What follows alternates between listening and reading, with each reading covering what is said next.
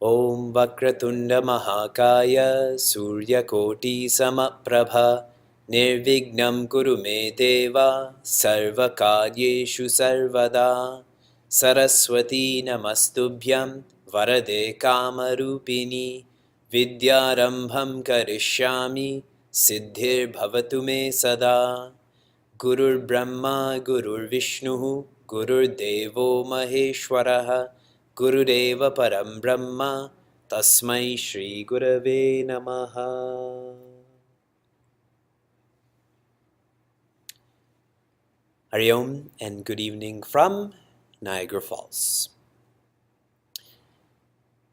In Sanatana Dharma, in our scriptures, a way to purify the mind is to go to tirthas.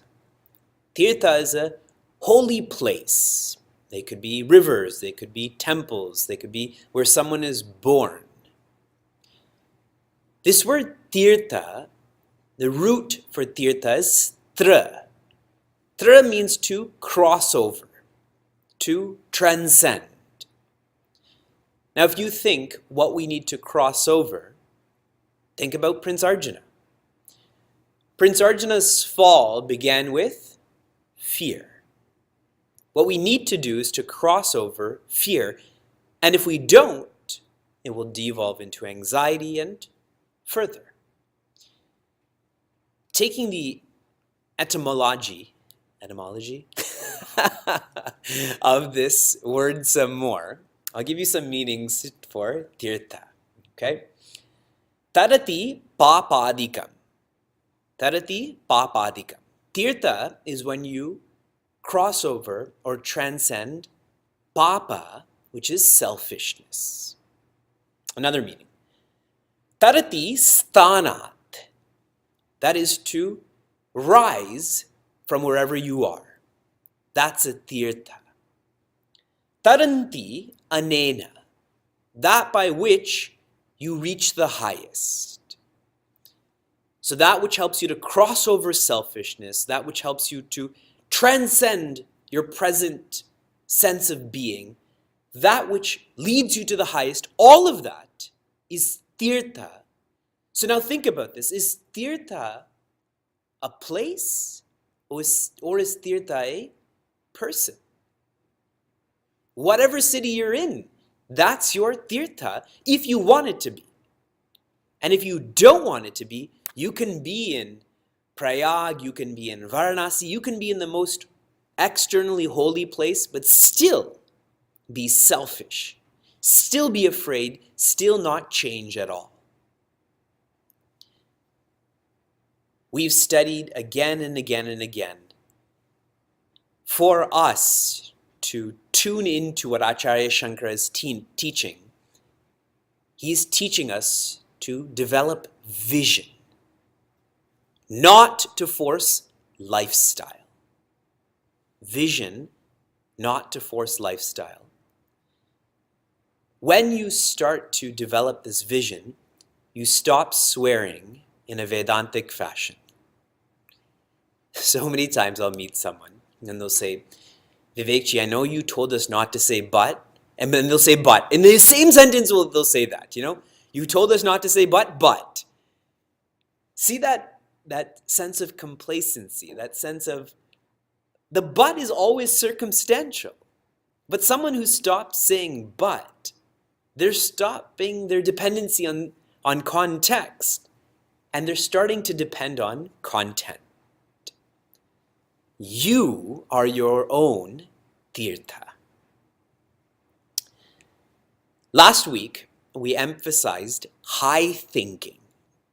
If you're engaged in high thinking, then simple living becomes natural. For all of those who have been on yatras with me, I told you, we're not allowed to complain, we're not allowed to criticize, we're not allowed to cry, because our emphasis is on contentment. And when we are content, then letting go of those lower C's is easy, is natural. Such a vision is Ganga. What does Ganga mean? Ganga comes from the base, the root gam. Gam means to go, that which moves fast. Once again, we all have this idea that if we go to Ganga, that's when we will start to be more noble. We will start to be more elevated. But Ganga is your vision, can be your vision. The last 3 shlokas we studied, if you go to shloka 16, we studied someone who submits to desire. In shloka 17, we studied, if you go to shloka 15 is someone who submits to desire. Shloka 16 is someone who suppresses desire. And in shloka 17, which we studied last week, was someone who has a combination of submission and suppression.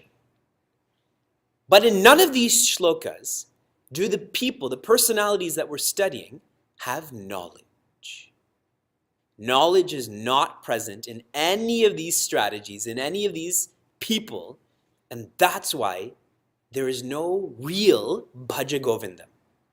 There is no real invocation of independence. But now, today, when we take up shloka 18 and 19, we will explore those who have knowledge. And these are famous and powerful and beautiful shlokas. Shloka 18 is attributed to Sureshwara. Acharya Sureshwara was a prominent shishya of Acharya Shankara. Please repeat after me. Sura mandira tarumula nivasaha Shaya bhutalam ajinam vasaha Sarva parigraha bhoga tyagaha Kasya sukham na karoti viragaha Bhaja govindam govindam bhaja mudamate. So again, the key difference between today's 2 shlokas as compared to the last 3 shlokas, today's is with the presence of divine knowledge, divine vision. Sura mandira. Sura means a devata, God's, mandira, the place where God lives, God's home, which in English we call a temple. Taru mula. Taru means tree. Mula means the base of a tree.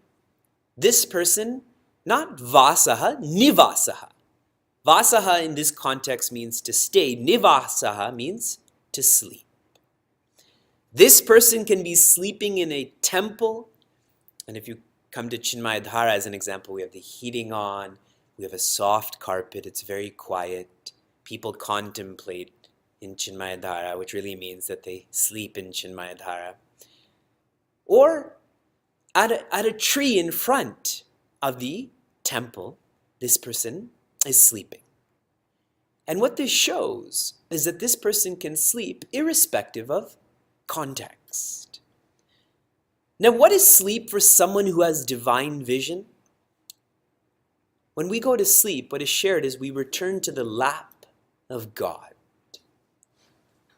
When you're asleep, who protects you?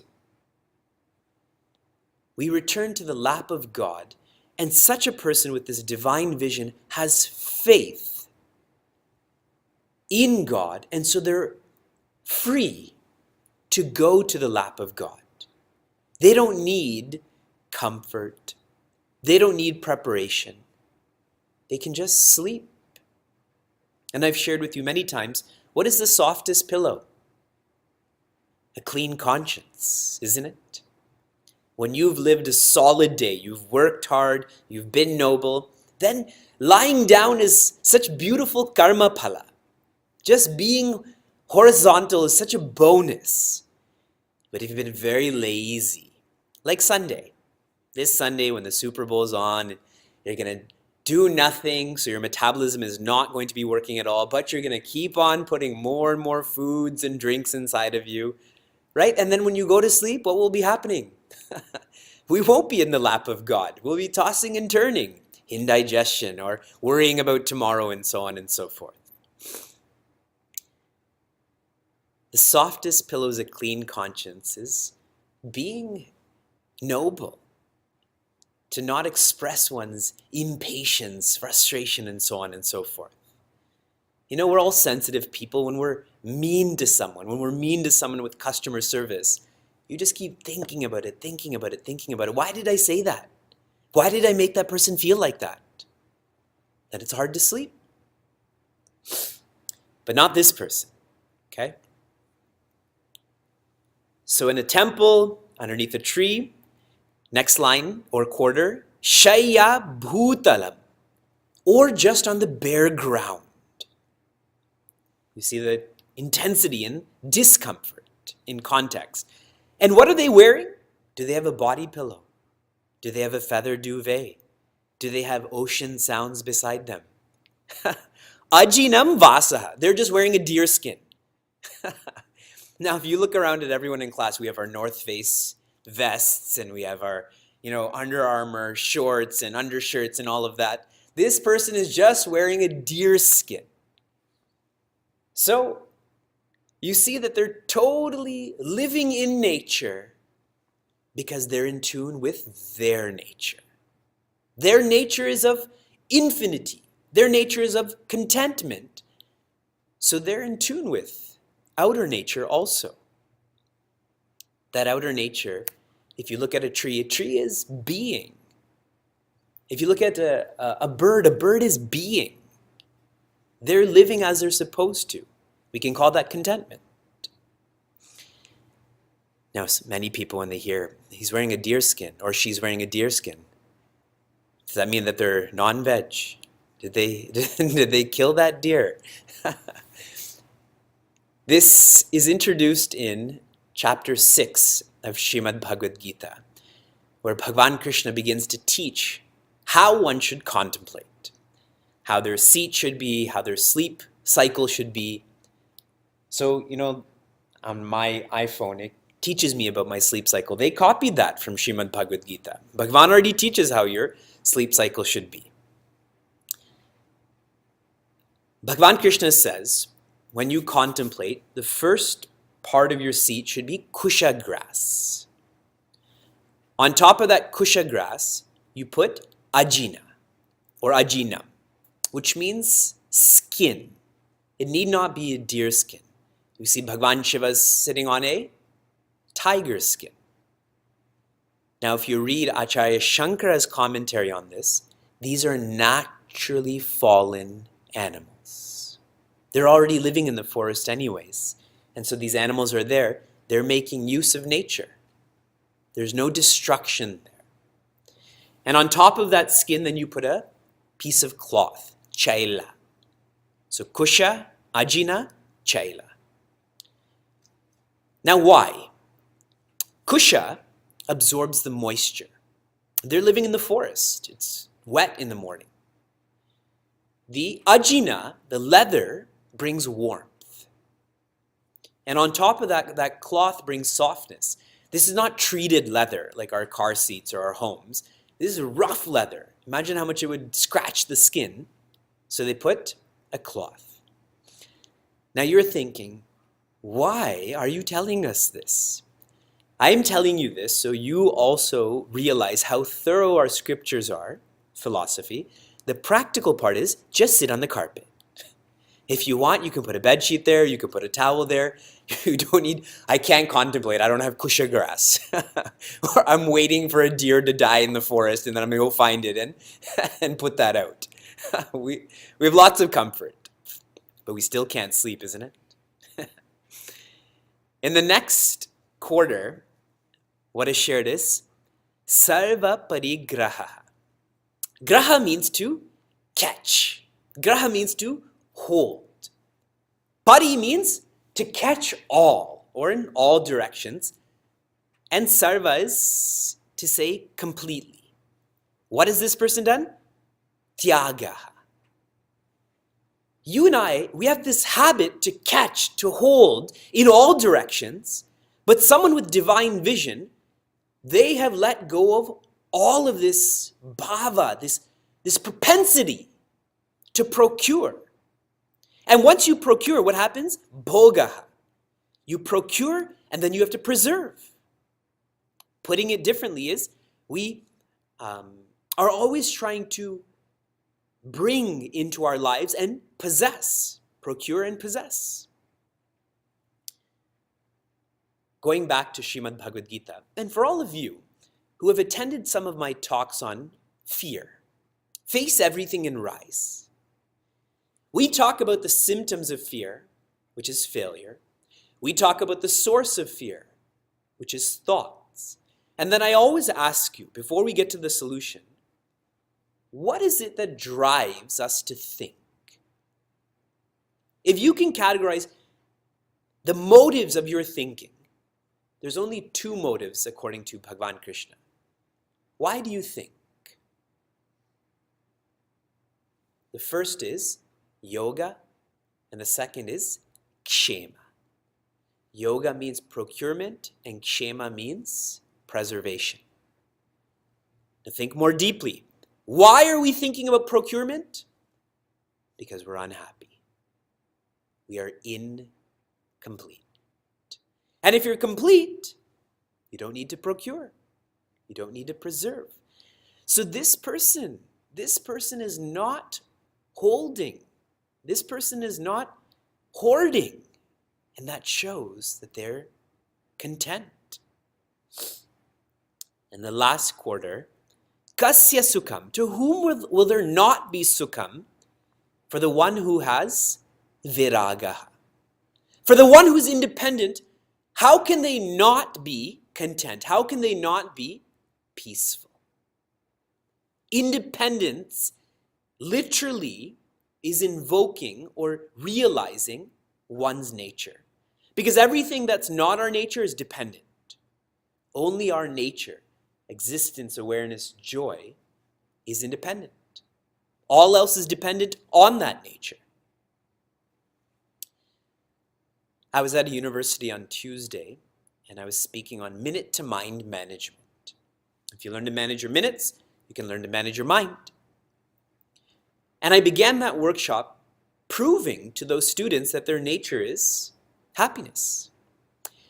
And one part of that proof was, so the room that you're all sitting in right now, I should ask you to do this, but I'm not going to. It will take too much time. If everybody left the room that you're in right now, if everybody left this Yajñashala, this lecture hall, can there be happiness? Can there be happiness if everyone leaves the room that you're in right now? Here's where we go like this. No. But as soon as you come back, as soon as a person comes back, there can be. So when you're not there, there's no happiness. And when you are there, there's still no happiness, but the potential for happiness is there, isn't there? Which shows that happiness is dependent on you. That shows you are happiness. Viragaha means to be without colors. Remember that old show back in the day, In Living Color? There's lots of comedians that came from that show, like Jim Carrey, etc., etc. What we learn is to not live in color. To not have likes, to not have dislikes. When you let go of likes and dislikes, you begin to experience God's world. Right now, we're living in the ego's world. But when you begin to live in God's world, there is only sukham. Kam means space. Sukham means that infinite space. Kam means this physical space. Sukham implies that which is infinite. In God's world, you get to rediscover infinity. Bhaja Govindam, Bhaja Govindam, Govindam Bhaja Mudamate. This word viragaha is often translated as dispassion. So tomorrow morning, the Rock and Roll Hall of Fame inductee ceremony, the tickets go on sale tomorrow at 10 a.m. So I have a team of 25 people who are going to be ready at 9:45 a.m. to begin buying those tickets at 10 a.m. because within 30 seconds, they'll all be sold out. And if you go and tell those artists, so Pearl Jam's being inducted this year, Tupac Shakur is being inducted, and on and on and on. Imagine you went to that Rock and Roll Hall of Fame ceremony and you met one of those artists, they've been playing for 25 years, let's say, and you say, you should be less passionate. Viragaha. Bhaja Govindam taught me to be less passionate. I'm teaching you, you should be less passionate about singing, about playing. What will that artist say? Security, this person's a threat to the show right now. Correct? Viragaha means to be dispassionate about getting. And when you start to be dispassionate about getting, that's because you found a new passion for giving. Look deeper into that word viragaha. It is a passion for giving. And when you have nothing to gain, you have nothing to lose. That's viragaha. Imagine the message you got from today's discourse. Have no passion. Why would you go to school? Why would you go to work? Why would you be in any relationship? Conversely, someone who is learning about their independence, they become interested in every experience, in every person. And that's brought out more clearly in the next shloka. Shloka 19. Often quoted shloka. This is written by Nitya. Nitya Acharya, not Nitya, Acharya Nitya. I'll tell you one way to connect to this shloka more. We love the fruits that come with karma. When you write an exam and then you get your mark, we love it. When we get a paycheck, when we clean something, we are addicted to karma. We like what comes with it. Even though we learn that we should not focus on karma phala, we still do. We are workaholics. In this shloka, the person who has this divine vision, they experience all the joy we do that comes from karma without doing anything. We have to do to feel peace. They just feel peace with or without karma. That's the level of their swatantra or independence. Please chant. Yogarato va bhogarato va sangarato va sangavihinaha Yasya brahmani ramate chittam nandati nandati nandyateva bhaja govindam govindam bhaja mudamate. Rataha means to revel. like Bharataha, Bharat, the one who revels in light and knowledge and joy. That's what Bharataha. So what do they revel in, Rataha? In yoga. Such a person is reveling in inquiry. Yoga means to unite with your deeper self, with the absolute self. So they're reveling in inquiry. Or they're reveling in bhoga. Bhoga means indulgence. Someone with divine vision, they could be reveling in inquiry or reveling in indulgence. And to them, it's both the same. Because they're actually not reveling. They are bhaja. They are being. There's no inquiry. There's no indulgence. And I'm going to take this even more deeply. A stone, a plant, an animal, and even a devata, a god, they're all called bhoga yonis. They only go through experiences to evolve. Stones become plants, plants become animals, animals become humans, gods become humans. Bhoga yonis. What are humans called? Yoga yonis. Humans can evolve or they can devolve. Here, in this first quarter, someone with divine vision, the fact that they're not a yoga yoni or a bhoga yoni, it shows that they're not a human. They have realized their nature. Keep thinking about, about that point. In the next quarter, Sangaratova, or they're reveling in Sangaha, nobility, noble people, noble words, noble ideas, like this. Or Sangha Vihina. Now, this word Vihina has come up many times. Vihina means to be without.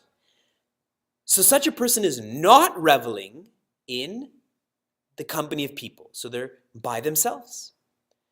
So whether with lots of people or not lots of people, again, it's all the same to someone with divine vision.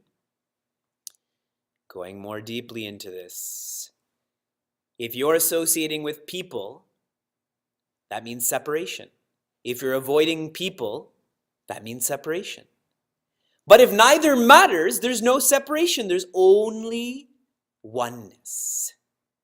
You can only associate or disassociate if there's a field of separation. But if there's no field of separation, you can neither associate nor disassociate. Can water associate with a wave? Can water associate with the wave? The water is the wave, correct? Can water disassociate from the ocean? I'm done. We're separate now. The ocean is water. The water is ocean, correct? Those words are foolish. Yasya Brahmani Ramate Chittam. Who is this person? Their chitta, their mind is immersed in infinitude, in Brahman. And we've heard this so many times. I'm going to try to narrate this with a story that Sri Ramakrishna shares often. There was this doll made up of salt. A salt doll. Weird thought for many of us. Have any of you been to Poland? Anyone? Poland? I see one hand. Okay. If you go to Krakow, Poland, they have a UNESCO World Heritage Site, and there are these salt mines there. And they take you deep into these caves. And for those who have seen Chinmayadhara, it's a 2-story building. They have like castles built out of salt underground. Just purely made up of salt, but these huge structures like castles and the Eiffel Tower and so on and so forth. So when Sri Ramakrishna talks about a salt doll, it's not so weird of a thought. In Poland, they've built castles out of salt. This salt doll wants to know how deep the ocean is. So this salt doll ties a rope around itself and ties the other end of this rope to a tree. That way it can pull itself out. And it starts to walk into this ocean to measure the depth of this ocean. So it's going, it's going, it's going, it's gone. What happened to that salt doll? What salt doll? All that remains is the rope, correct? So the mind, where is Brahman? Where is Brahman? Where is Brahman? And what happens? Where is goes away, and all that remains is Brahman. We are trying to disappear. The we I'm talking about is our form and name, not our nature. That's impossible. And if you do, because you're all thinking, why? I love my form. All of you, though you're supposed to be looking at me, you keep looking at yourself in the classroom, isn't it? And you love your form. You wish you could put your individual names as your class attendance. Nandati, Nandati, Nandati, Eva. For such a person who knows themselves, there is only, Nandati means experience of Ananda. And the most powerful word here is Eva. That nobody else enjoys, nobody else is happy other than the person who knows who they are, who is experiencing their nature. You are your own mandir. Now, studying this word mandir some more today. Manda means to rejoice.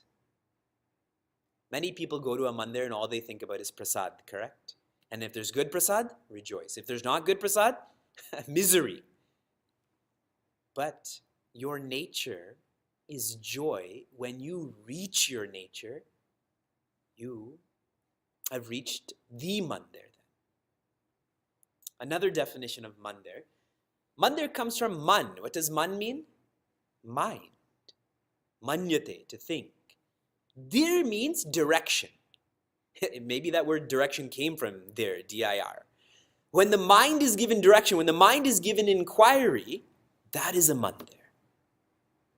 So when you're commuting to work, can you still be in a mandir? When you're writing an exam, can you still be in a mandir? While you're in the Moha Mudgara course, can you still be excluded from a mandir? Yes. Again, the choice is yours. Bhaja Govindam, Bhaja Govindam, Govindam, Bhaja Muda Mate. This is all Paravidya. This is the highest path, and when you follow the highest path, you reach the highest. And only you will understand that. Eva. If some of your friends ask you what you do on Thursday nights, what do you tell them? You tell them you study Acharya Shankara's Bhaja Govindam. Acharya Sankara? And what is this? Oh, it's a text from 1500 years ago. Right? You can't even use the same textbook year over year in a university. This is 1500 years ago. And if you ask an Indian person what you're doing, they'll go like this, and then as they're walking away, they'll say, Bechara. What does Bechara mean? Pitiable. That you spend your Thursday evening for 30 weeks, 18 weeks are now done, studying this, learning to be independent. That's why this word Eva is there. Once you begin to taste the joy that is you, Eva, you become independent. Without that, we will always suffer from FOMO, the fear of missing out. Oh.